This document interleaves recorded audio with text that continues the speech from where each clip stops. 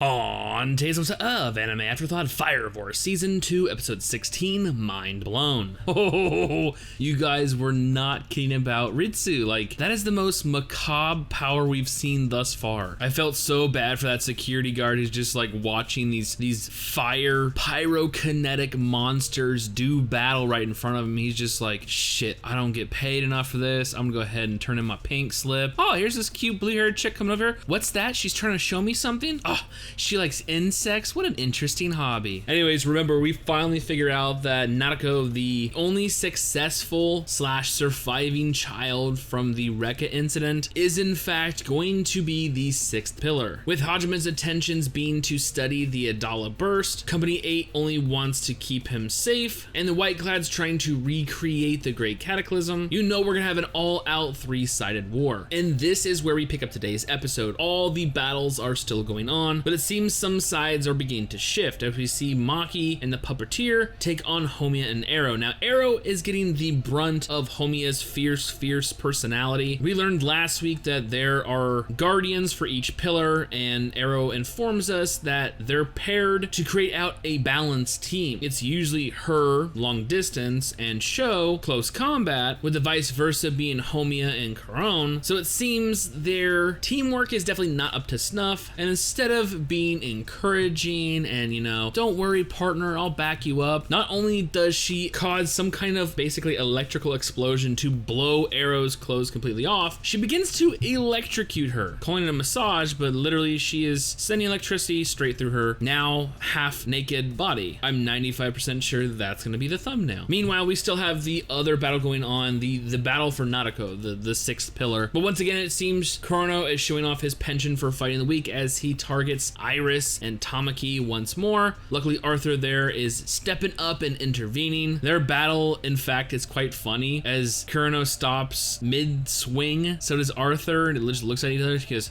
you're too tough, and basically just dips. Like, nah, I'm gonna go pick on some weaker people. As we see him completely eviscerate, literally incinerate all of Kuron's little yelling buddies, his entourage. Using the move Soul Eclipse, he's able to get his smoke inside their bodies and literally just fucking char them. But this is actually playing right into the Whiteclads' hands, particularly one individual. Yes, Inka seems to be well aware of Ritsu's ability, quoting earlier that it'll be a matter of time before she has the necessary components, which just so happens to be dead bodies, which we in fact now have plenty of. With a lot of chaotic stuff going on with them literally playing keep away with Nadeko. We see Obi gets him for a second, and then Karon steals him away. Both Arthur and Shinra take a turn, and then we see Kurono have them. It's a mishmash back and forth. Like, this kid is hell in a head of time. I'm pretty sure even Kurono started juggling him at one point. But like I said, no one is paying attention to Ritsu as she is now entered the fray. She's on the battlefield looking, admiring all these victims, saying, you know what, I can almost do my stuff if we just had an infernal. Lo and behold, that security guard that I talked about just minding his own business, watching these freaks go down, unfortunately has to play the role of Infernal, the base component, for her to use her ability, which is pyrokinetic necromancy. She basically brings these corpses back to life, and then they start combining into this giant oafish fucking golem-esque body. It's just this ridiculous thing. Takahise does bring us back to episode 1 where they fought that giant creepy looking Infernal. Yeah, this is actually Ritsu, and it just so happens that this thing has now combined with Nadeko. Nadeko is at the center of it. And it's about this time that Kurono actually gets a phone call, and he decides mid-battle to take it. It's actually the president of Hajime Industries, you know, the guy who put out a hit on Licked while playing Game Boy. Yes, he begins to scold Kurono, calling him an idiot several times over. It really does seem that, I don't know if it's respect or fear, but he's actually listening to the president as he goes up to Shinra, who was actually offering to work together earlier, is now surprised that Kurono wants to join forces. So yeah, I'm assuming, you know, the boss was like, hey, get that kid back or you're fired. As he puts it, that's the life of a salaryman. You know what, but it wouldn't really be complete if we didn't have Homiya intervene. Now, earlier she left Arrow to go do her own thing. It turns out she was going over to Nadeko to manipulate his mind, and something that was already starting to crack has officially broke. This kid is having flashbacks with Rekka, and we just see how how ingrained this dude is into his being. Literally visions of him anywhere, and it happens. He snaps, and it seems he has finally awoken his ability, and it's legit OP. Homie referring to it as infected imagination as he begins to generate these giant circles of fire. But I do want to point out the fact that throughout the entirety of the rest of the episode, when we say Nanako, Reka is literally in his mouth. It's like so fucking weird. Yeah, but I gotta say, his ability is just so OP, creating these fire-esque radioactive symbols, and it actually makes perfect sense given the fact that these things are not just shooting out beams of flame. No, they're actually radioactive. This guy is radioactive. Luckily though, Vulcan is there taking notice using his spect goggles, informing everyone with no, pyroconnect abilities to get the fuck out of there. But even the ones with abilities need to be cautious. Like this thing's going crazy. It's just keep constantly on the rise. Inka and Ritsu seem completely impressed by what's going on. They're just having a hell of a time, especially Inka. We all know she's fucking crazy. Now Kuron is actually pissed off at Homia for interfering and making things that much more worse. Kurano has effectively given up at this point, telling Shinra to fucking deal with it. He goes, oh god, I'd rather deal with weak people. I mean, they're supposed to have this kind of like partnership, but even when Shinra's getting attacked, it's up literally to Kuron to save his life. Like, oh, it's my job to protect the pillars. He goes, I don't need your fucking protection, fuck you. But with Kurano, his actual cooperation up in the air,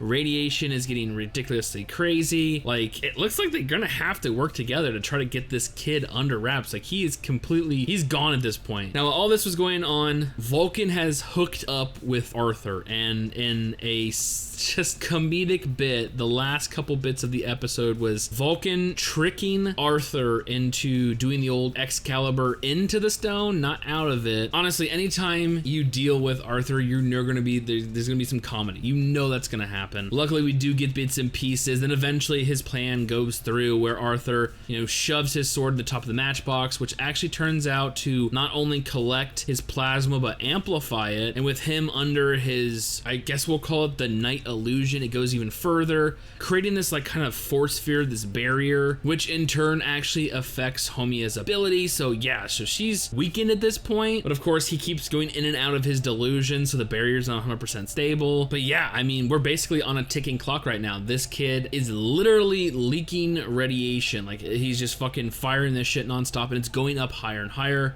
Next week's episode looks fucking crazy. We see Chrono unsheathing his arm. I really do hope we get some backstory into, his, I believe it's pronounced Tephrosis or Tephrosis, or the ignition limit. He overheated, much like Conroe from the 7th. Yeah, I want to go into that, but honestly, the image just looked fucking badass. His ability just going out of control. I think we're gonna get some really good action. I really do. Today's episode was awesome. Finally unleashing his ability, but basically under duress, under the manipulation still of Reka. Like, you gotta feel for this kid. You really gotta feel for him. He was legit part of a infernal combustion experiment. The only survivor, and then afterwards wasn't taken home, was taken to a research facility and then constantly put into dangerous situations, aka battling the Ashen Reaper to try to ignite his ability. Like, he's had it tough. I think everyone basically in the series had it tough. I mean, in a world where it was literally set ablaze, I mean, everyone's gonna have a pretty fucked up backstory, but you just gotta feel for this kid right now. I think the worst part was him getting fucking juggled by Kron.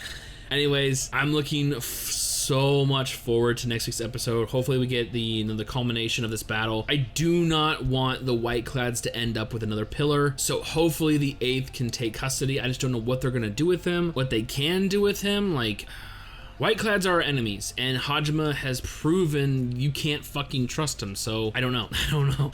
I really do hope Shinra is able to save at least one fucking pillar. He couldn't save Inka, but she was long gone before he fucking entered. Anyways, with all that being said and more Fire Force next week, I honestly cannot wait for future episodes.